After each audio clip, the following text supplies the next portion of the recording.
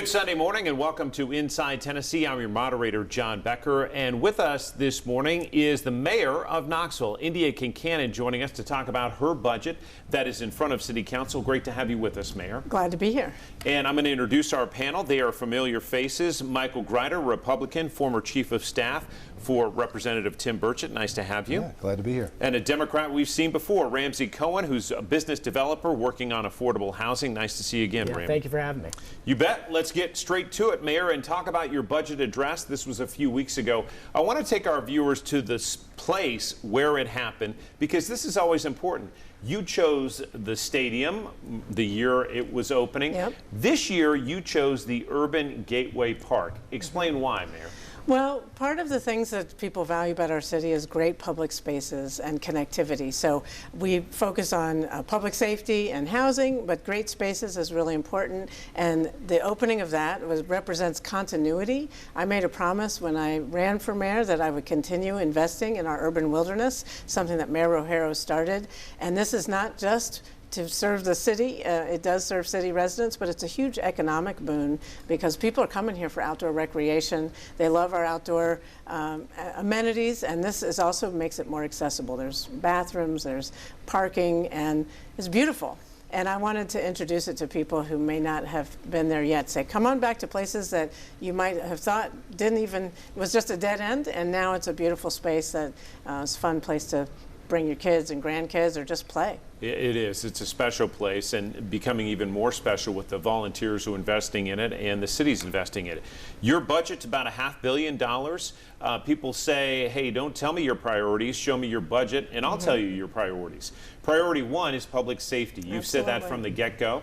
That's where most of the money is going. Explain, people are not going to see a tax increase this year, but they are going to see more money going to public safety. Let's dive into that. Right. Well, yeah, this is a balanced budget. There's no tax increase, and the bulk of the budget goes towards the people who serve our community. That's our police officers, firefighters, public works employees, and public safety is the biggest part of our budget. Our police officers and firefighters work 24/7, 365 days a year. We're a growing city, and this budget contains raises for all city employees, but particularly raises for our first responders. It contains money for a renovation of Station 15 in Fountain City for our firefighters. We're about to open later this calendar year the new Burlington Fire Station, the first new fire station in 30-plus years.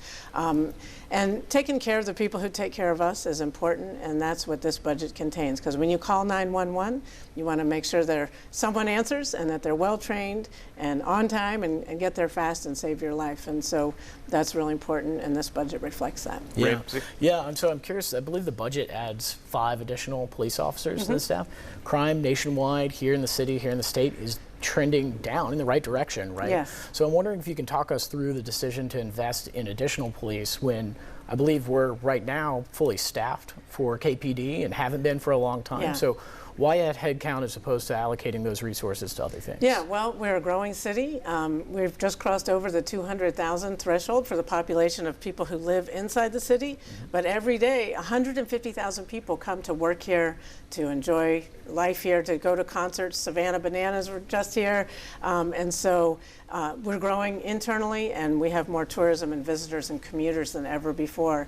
And when people answer a 911 call, when our cops come to answer your crime or safety issue, we don't say, are you a city resident? We say, how can we help? And we need to have enough officers to do that. So I love that we're in a position. I never thought 5 or 6 years ago we were so short-staffed, but we've done a number of things: fair market pay, competitive wages, good working conditions, great leadership, and we are fully staffed. So what we have now is a very young patrol force, and these 5 additional sworn officers will be used to help supervise them. We want to have good ratios, so our sergeants have 8 or 10 people to supervise, not more than that. So that's what this will be used for, to have really good policing. Our crime rates are really low, and we want to keep it that way. Yeah, excellent.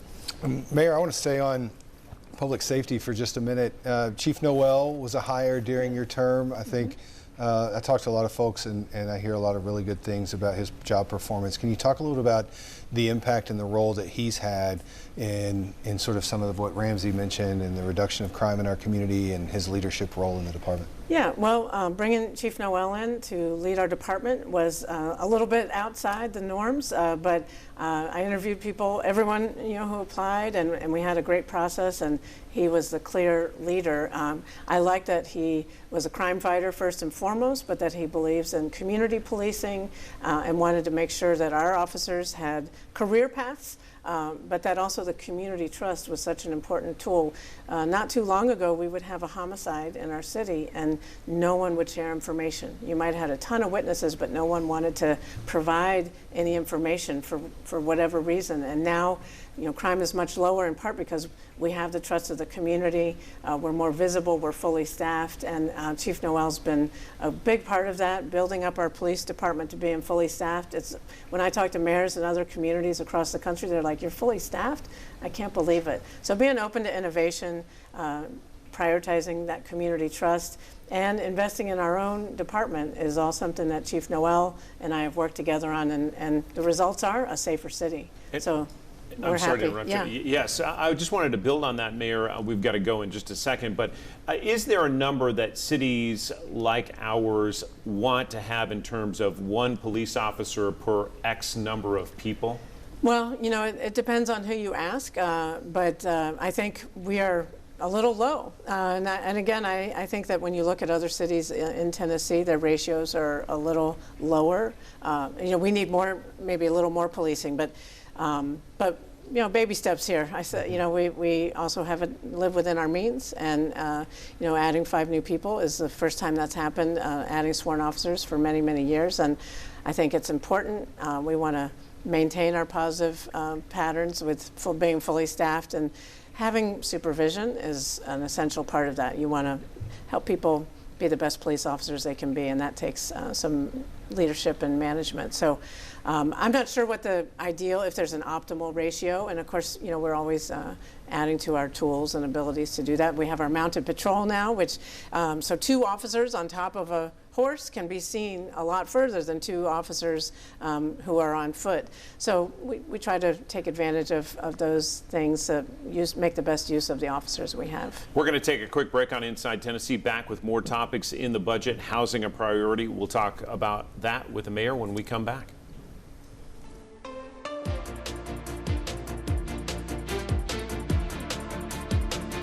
Back on Inside Tennessee, along with Michael Greider, Ramsey Cohen, Mayor Indya Kincannon with us. Ramsey, you deal with housing every day. That's been a priority for Mayor Kincannon, affordable housing in particular. Yeah, so affordable housing is a major issue across our country. There's no municipality across our country that's not facing it in some capacity. I'm curious if you could speak to a little bit. I know we increased warming centers budget by about $200,000 to a total $500,000, something like that, and that's great for taking care of our homeless population. But I'm wondering if you can speak to where and how the budget's going to be allocated to more permanent supportive housing services. Yeah, well, this budget contains $8 million towards more housing, more affordable housing in particular, and that's in addition to what's really a total of $1 million towards homeless services. We need to address the acute needs of people who are unhoused right now, but that's not going to help them long term. We need to build more housing at all price points, but our budget focuses on helping the construction of new affordable housing. So this will help with that. We've already helped build over 3,000 new affordable homes in recent years, including permanent supportive housing at Callahan Flats, Caswell Manor, Liberty Place, and a few others, and we need more of those.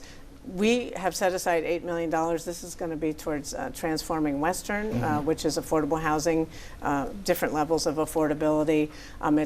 We also very strongly support the idea of a path to home ownership. So this is going to support a Habitat for Humanity neighborhood in the Alice Bell neighborhood. So right now we don't have any proposals of people who are ready to do more permanent supportive housing, because that's not just building a home. That requires a lot of supportive services. Wraparound services. Yeah. If you know people who are interested in partnering with us on this, please send them our way, because it's not easy. No. But our partners with McNabb and Knoxville Leadership Foundation and Volunteer Ministry Center, they do a great job, but they don't want to bite off more than they can chew. And that does solve the issue of people who are mentally ill and need some extra support to stay housed, because it's not just a roof over their head, it's that supportive surfaces. Yeah, and just to dive in a little bit, because some of our viewers may not understand that distinction that we're drawing with permanent supportive housing and affordable housing. There are more services. Explain that for people who don't know. Yeah, so there's affordable housing is just like your rent is subsidized based on your income. You pay 30% of whatever your income is.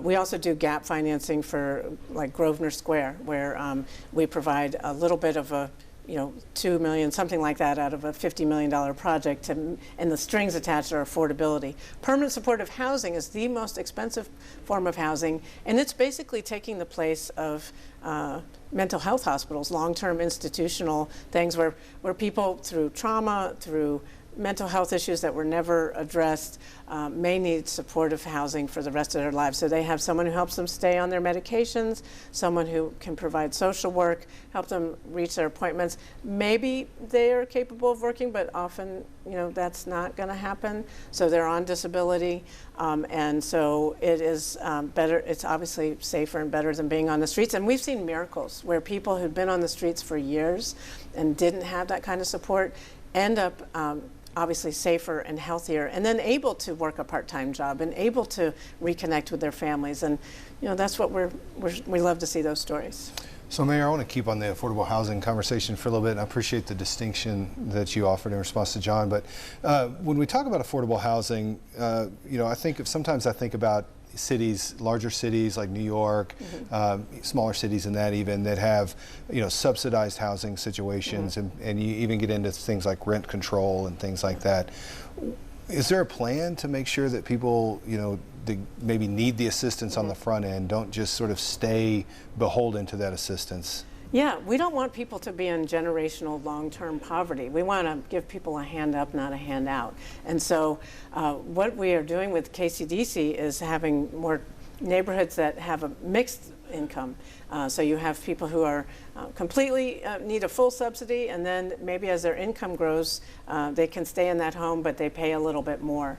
And so on up to market rate affordable housing. So we need to help people at all levels, but also give them that incentive to keep getting more degrees, go from a CNA to an LPN to an RN, and so supporting that, and then, but not jerking the rug out from under them at the same time. So we've learned lessons from the past that concentrations of poverty are not healthy for anybody, and so we want those mixed income, mixed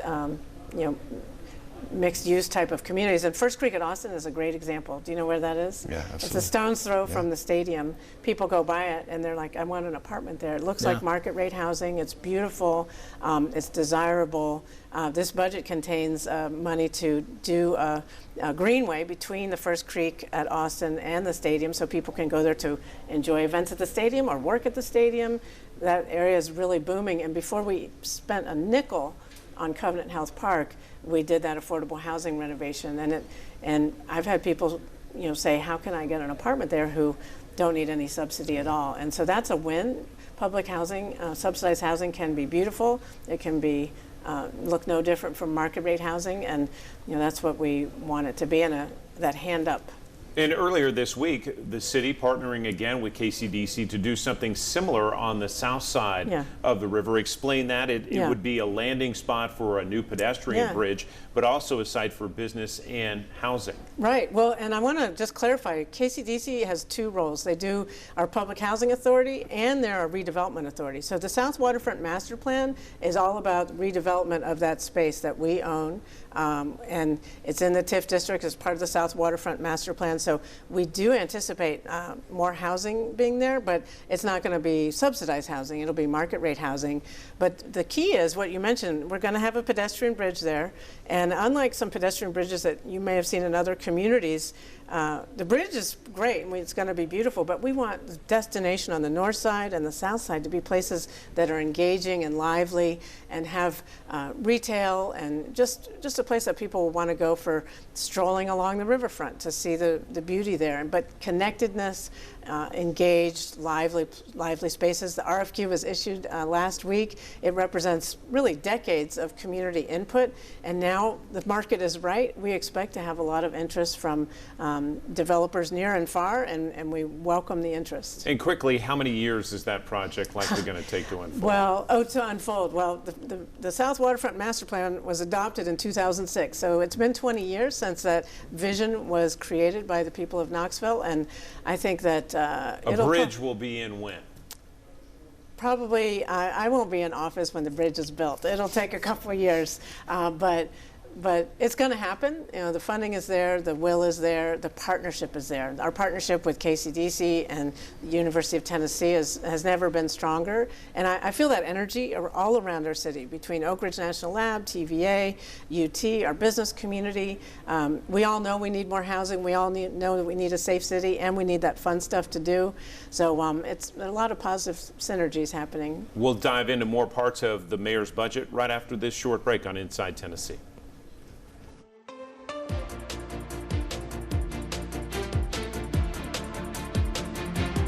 Back on Inside Tennessee with Knoxville Mayor Indya Kincannon. Her second to last State of the City address just happened, and her new budget is out. Again, this will be in the hands and is of City Council. We appreciate you breaking it down for us. Michael. Yeah, so Mayor, property owners across the county and the city have recently received property assessment notices from the Knox County Property Assessor, and I think countywide property values have gone up about 60% or so, if I'm not mistaken. So that means for some people they might see an increase in their taxes, but for others they may actually see a reduction in their taxes if they didn't see a growth at that 60%. Under state law, municipalities and county governments cannot see an aggregate increase in revenue just based solely off of a reappraisal. Right. And so functionally what that means, as you know, is that the legislative body must adopt a tax rate that is reduced or increased, so as to keep that revenue flat. But Right. those same local legislative bodies have the option to then come back and reset the tax rate to where it was just the day before, so as to capture that growth. A little bit complex there. Yeah. I know you understand it. What do you plan to do as mayor? Do you plan to propose to adopt the state's recommended reduced tax rate that the city will likely get, or do you anticipate that you'll ask this council to approve a $2.15? Yeah, I'm presenting my budget right now, and it doesn't propose any increase to our taxes, and that's what I plan to do when we get the adjusted rate from the state. We don't want to add to people's burden right now. There's a lot of uncertainty in our economy, and affordability is a big issue. So we don't do the reappraisals. That's the Knox County Property Assessor, and so we have no control over that. And I think it's an important point to say that the revenues to the city will be the same once the equalization process happens. So we expect that to come down in a few months to us, and then we'll bring those adjusted rates to City Council for their consideration. But I don't support backdoor tax increases. If we have the needs, we'll make those proposals and do it in a really straightforward, transparent manner. And you know that my plan is to follow what the state suggests. So, okay, that's what I was going to say. So don't put you in a box, but as of right now, Yeah. you plan to adopt the state rate. Very good. Yeah, excellent. So I'm curious if you could speak a little bit about taxes. You know, we had a vote in the city to increase taxes. I was personally incredibly supportive of it. I think it's something that's needed to support the growth that we're going through and all the incredible things happening in the city of Knoxville. Is a small fractional amount that a lot of people coming from outside the city would help increase services within the city. What, in your mind, if had that passed, what are the key things that you would have liked to have seen integrated into this budget that just simply weren't able to do without increasing taxes? Yeah, well, you know, a lot of infrastructure and deferred maintenance. We do our best to keep up with paving, and this budget continues about 35 miles of paving on city streets. If we had had that sales tax referendum had passed, we would have been able to do closer to 50 miles. We can't do that. This budget contains money to maintain our current sidewalks. There's no money for new sidewalks, which was a big element of the neighborhood investment plan. People want more sidewalks, but they're very expensive. They're about $1 million a mile on average. So, you know, it was an opportunity for people to say, yes, we want this and we're willing to pay for it, or even better yet, have 2/3 of it come from people who don't reside in Knoxville. But, you know, the timing wasn't right. It was a complicated measure, and, you know, we will live within our means. You know, we were sort of swinging for the fences, and we're just going to have to play small ball and take things as we can and address the needs as our budget allows. You will have a new county mayor to work with come the fall. It will either be Democrat Bo Hawk or Republican Betsy Henderson. You've worked well with Mayor Glenn Jacobs, who has very different political views from you on a global level, but that relationship seems from the outside to have been pretty cordial. Is that fair? Yeah, absolutely. You know, Mayor Jacobs and I, you know, it was a little challenging at the beginning because I started right before the pandemic, and that was just a very stressful time for everybody. But in the ensuing years, we have found a lot of common ground. We worked together to build Covenant Health Park, which is a huge win for our community. Savannah Bananas, you know, baseball, soccer. It's been really amazing. And even, I think, more importantly, is we worked together to start the Joint Office of Housing Stability, because homelessness is a community-wide problem. So we're very grateful that Mayor Jacobs and Knox County are partnering with the city to address the needs of our unhoused neighbors. And I anticipate whoever wins the Knox County mayor race to continue that strong partnership, because every single resident of the city of Knoxville is also a Knox County resident and taxpayer. So we want to just partner together. The health of Knox County is important to the city. Mayor Kincannon, we appreciate the discussion. Best of luck with the budget as it moves through council. And we will be right back with our talk around right after this.